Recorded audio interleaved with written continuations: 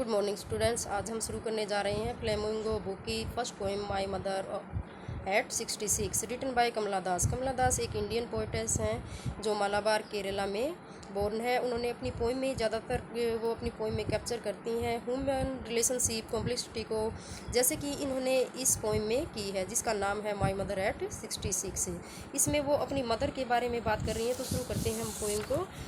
In this poem the poet relates A personal experience. इस कविता में कवित्री एक निजी अनुभव का वर्णन करती है, यानी उसको रिलेट करती हैं। Through it she brings out a common paradox of human relationship. इसके द्वारा वह मानवीय संबंधों का एक साधारण विरोधाभास भी व्यक्त करती हैं। Sometimes we do feel deep sympathy for someone but we fail to express it in a proper manner. कई बार हम किसी के प्रति गहरी सहानुभूति अनुभव करते हैं, किंतु हम इसे सही ढंग से व्यक्त नहीं कर पाते हैं, एक्सप्रेस नहीं कर पाते हैं। It was a Friday morning, शुक्रवार की मॉर्निंग थी। The poet was driving from her parents home to Cochin airport. कवित्री अपने माता पिता तथा यानी कि माता या पिता के घर से कोचीन के हवाई अड्डे को जा रही थी। Her mother was sitting beside her in the car. उसकी माँ कार में उसकी बगल में बैठी हुई थी। The mother was then 66 years old. माँ की जो एज थी तब 66 थी। While going the poet turn to look at her mother. जाते हुए कवियत्री ने माँ की तरफ देखने के लिए सिर घुमाया। She found that the mother was dozing and her mother was open. उसने देखा कि माँ ऊँग रही थी और उसका मुंह खुला हुआ था। Her face was pale as that of a dead person. उसका चेहरा उतना ही पीला था जितना किसी डेड व्यक्ति का होता है। The poet painfully realise that her mother was not going to live long. अब जो पोइटेस थी उस पीड़ापूर्ण अनुभव हुआ कि उसे बहुत ज़्यादा पीड़ा हुई। उसकी माँ अब ज़्यादा दिनों तक जीवित नहीं रहेगी।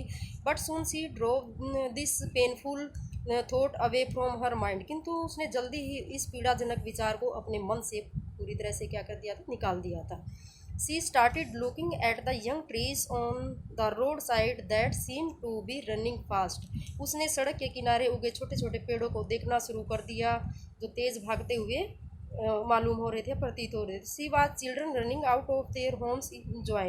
उसने बच्चों को अपने घरों से बाहर खुशी से रनिंग करते हुए देखा। After reaching the airport, the poet went through the security check. हवाई अड्डे पर पहुंचने के बाद पोइटेस ने सुरक्षा जांच करवाई। Her mother was standing outside a few yards away. उसकी माँ कुछ गज दूर बाहर खड़ी थी।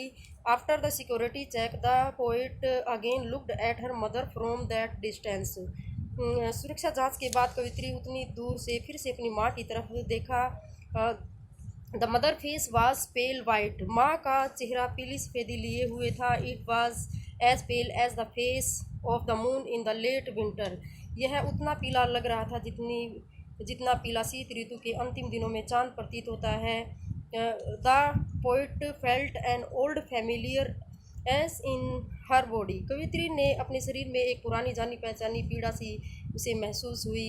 It was like she used to feel in childhood when some face overpowered her. अब उसने जो देखा उसकी तरह ही थी कि जैसे वह अपने बचपन में महसूस किया करती थी जब उस पर कोई भय छा जाता था, फिर भी उसने अपनी माँ से कोई शब्द नहीं कहा। It was like to use you feel childhood when someone or powder. कोई यानी कि उसने कोई भी शब्द नहीं कहा। Yet she spoke on word to her mother. फिर भी वो क्या है, कोई बात अपनी माँ को नहीं बोलती है। All that she said was see you soon अम्मा। उसने यही जो केवल बात कही थी, या उसने बात जो कही थी वह थी, अम्मी तुम्हें फिर दोबारा जल्दी मिलूँगी। The only thing the poet did was smile and smile and smile. केवल एक काम जो पोइटेस ने किया यह वह था कि मुस्कुराती रहो, मुस्कुराती रहो। इस तरह से ये जो पोइम है हमारी, इसको हम अच्छे से रीड करेंगे और इससे रिलेटेड जो टेक्सचुअल जो क्वेश्चन आंसर हैं आपको अपनी नोटबुक में राइट करने हैं और लिखने भी हैं। और ये क्वेश्चन है आपको अपनी नोटबुक में राइट करने हैं और इनको लर्न करना है। थैंक्स।